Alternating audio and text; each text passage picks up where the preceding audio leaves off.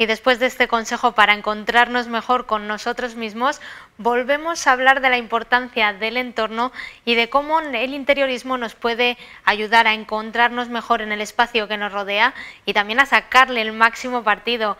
Laura Moya, de Moladeco Interiorismo, buenas noches. Buenas noches, Encarna. Hoy, ¿de qué aspecto del interiorismo vamos a hablar?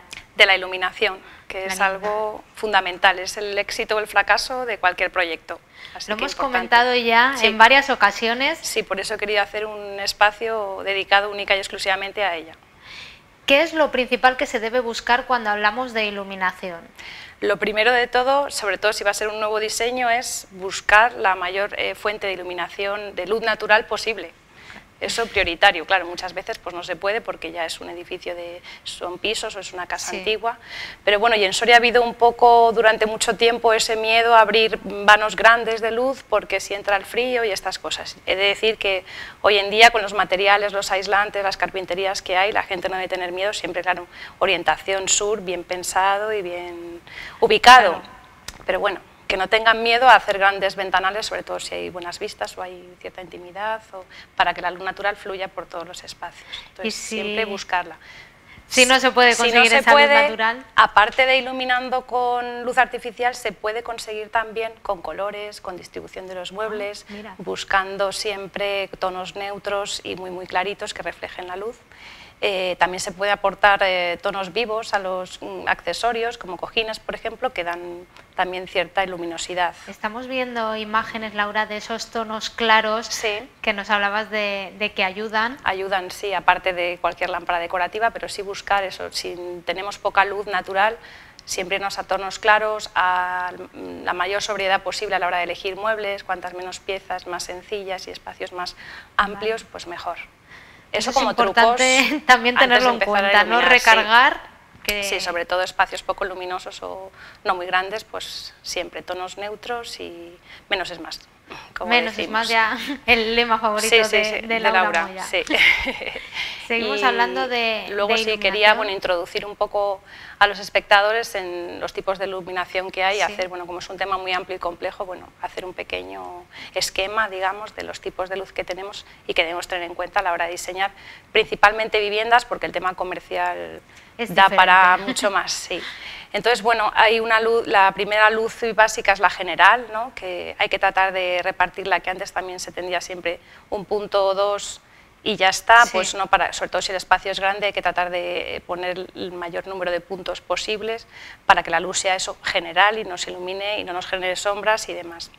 Y en sitios como cocinas o sitios de trabajo, pues una luz más blanca y más potente, digamos. Esa es la básica, por así decir, y luego ya tenemos las luces decorativas, que pueden ser con lámparas que aporten calidez, que aporten un valor añadido, una estética. Puede ser una luz ambiente o luz indirecta, que últimamente está muy en boga. Sí, gracias a los LED se ha revolucionado mucho todo este tema, ha cambiado un montón y es una luz que nos están demandando mucho y que usamos también porque tiene da mucho juego, ¿no? Se pueden hacer muchas cosas. Entonces en el mercado existen ya muchos tipos de luminarias para poder hacer esto en nuestros espacios. Hay molduras decorativas parecidas o queriendo recordar a las de escayola de antes, que no son de escayola, son de poliuretano o determinados plásticos, que nos permiten esconder, entonces las podemos poner en cualquier espacio, aunque haya poca altura y demás. Y luego pues hay incluso focos que ya sirven para ocultar o carriles de LED, hay infinidad. He traído algunos ejemplos, no sé si podemos verlos. Estas son decorativas, escultóricas, casi diría yo, de firmas con las que Moladeco trabaja. Y a ver si podemos ver los ejemplos de luz indirecta que os estaba contando para que podáis ver. Se puede hacer también con pladur, dejando un hueco para colocar estos carriles. En paredes, peldaños de escalera, el tema de los LED y de los carriles de LED con perfiles ya ocultos da mucho juego.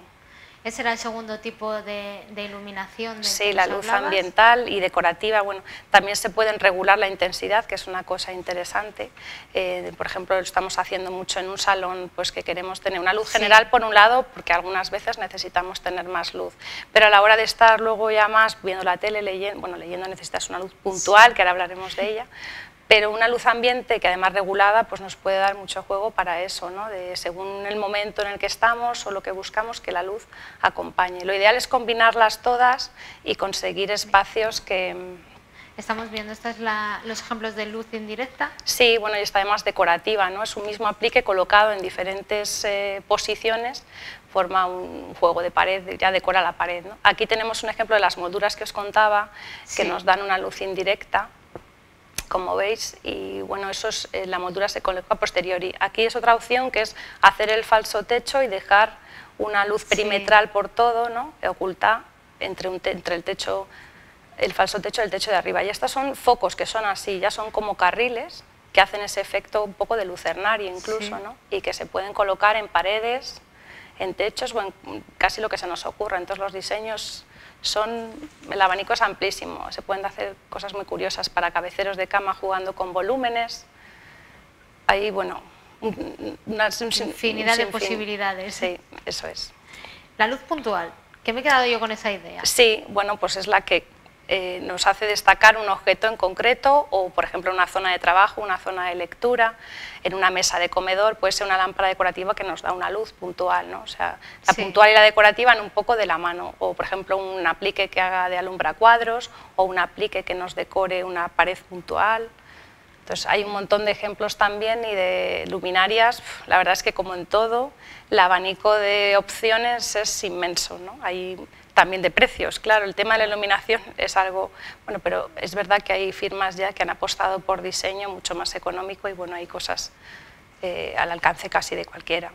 Porque Moladeco trabaja, aparte de con el comercio soriano, sí, por supuesto, también con firmas en exclusiva, como nos decías hace un momento. Sí, bueno, el trabajo de Moladeco, de haber ido durante muchos años en muchas ferias, muchas internacionales, pues nos ha hecho contactar con algunas firmas que no trabajaban aquí, o bueno, algunas firmas españolas también que conocimos hace tiempo y que ahora son punteras, la verdad, y que nos gusta mucho trabajar, sí, que son siempre piezas muy seleccionadas y muy curiosas.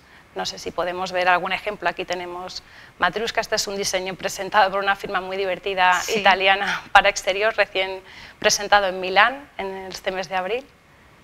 Y bueno, estas son todas de esta misma firma, que la verdad es que solo ver los stands allí en la feria merece la pena porque son ya las imágenes muy son divertidos. Y los catálogos también, sí, las piezas tienen varios de animales muy divertidas, son muy atrevidas, pero bueno, para todos los gustos. Esta se llama Notre Dame, por ejemplo, tiene ese punto de diseño moderno, pero como inspirado un poco en los rosetones de las iglesias. Esta es de una firma israelí que trabaja con seda, es algo muy selecto, pero que hace cosas espectaculares. En el Oceanográfico de Valencia hicieron un montaje chulísimo. Esto también es una tendencia, es una lámpara que además es maceta y que además es reloj. Combinar iluminación con otra serie de objetos, también hay sillones lámparas o una lámpara de exterior un poco diferente también.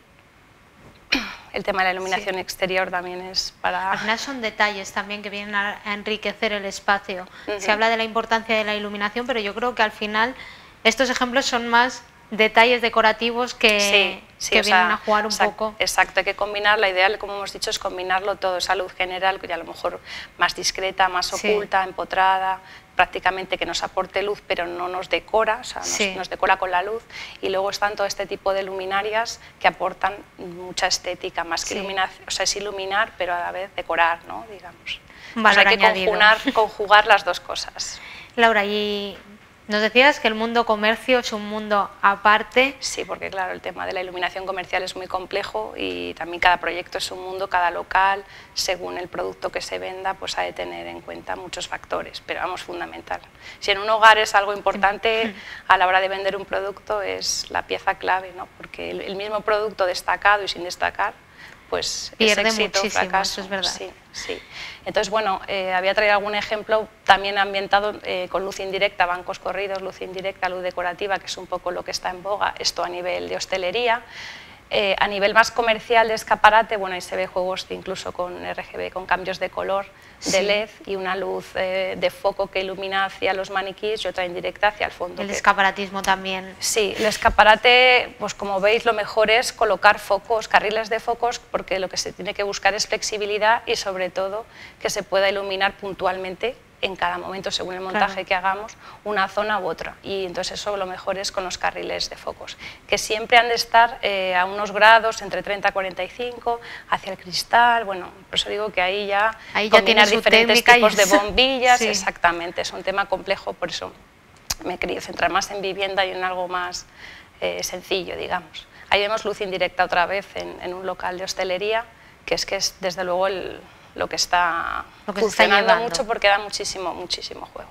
Laura, para los que tengan miedo a esa factura de la luz que no hace más que ir en aumento, sí.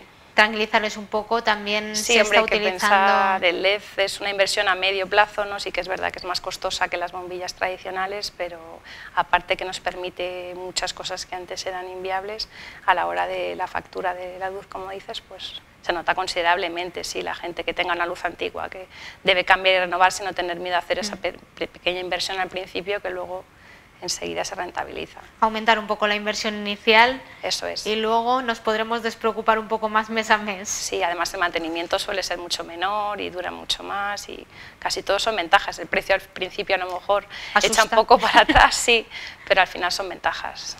No, pues ya conocemos los principales rasgos de la iluminación, de cómo puede mejorar nuestras viviendas. Sí.